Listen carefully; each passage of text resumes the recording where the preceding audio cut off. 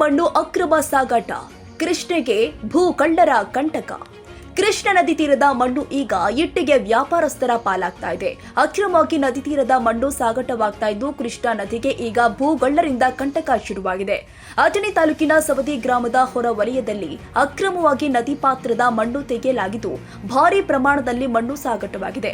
ನದಿ ತೀರದಲ್ಲಿ ಭೂ ಕೊರೆತದ ಆತಂಕ ಕಾಡ್ತಾ ಇದ್ದು ಇಲಾಖೆಗಳ ಕುರುಡು ಪ್ರದರ್ಶನಕ್ಕೆ ಸಾವಿರಾರು ಟನ್ ಮಣ್ಣು ಇಟ್ಟಿಗೆ ಮಾಲೀಕರ ಪಾಲಾಗಿದೆ. ಅಥಣಿ ಪೊಲೀಸ್ ಇಲಾಖೆ, ತಾಲೂಕಾಡಳಿತ ಹಾಗೂ ಗಣಿ ಮತ್ತು ಭೂ ವಿಜ್ಞಾನ ಇಲಾಖೆಗಳ ನಿರ್ಲಕ್ಷ್ಯ ಧೋರಣೆಯ ವಿರುದ್ಧ ಪರಿಸರ ಸ್ನೇಹಿಗಳು ಕೆಂಡ ಕಾರಿದ್ದಾರೆ. ಪ್ರತಿ ವರ್ಷ ಇಟ್ಟಿಗೆ ಹೆಸರಿನಲ್ಲಿ ಲಕ್ಷಾಂತರ ಟನ್ ಮತ್ತು ಮಣ್ಣು ಅನಧಿಕೃತ ಸಾಗಾಟಕ್ಕೆ ಇಲಾಖೆಗಳು ಎಲ್ಲೋ ಕೈ ಜೋಡಿಸ್ತಾವ್ಯಾ ಅನ್ನೋ ಅನುಮಾನ ವ್ಯಕ್ತವಾಗ್ತಾ ಇದೆ. ಕೂಡಲೇ ಜಿಲ್ಲಾಡಳಿತ ತನಿಖೆ ನಡೆಸಿ ಕೃಷ್ಣಾ ನದಿ ರಕ್ಷಣೆ ಮುಂದಾಗಬೇಕಾಗಿದೆ. ಪ್ರತಿನಿಧಿ ಮಹದೇವ ಕಾಂಬ್ಳೆ, ರಾಯಭಾಗ.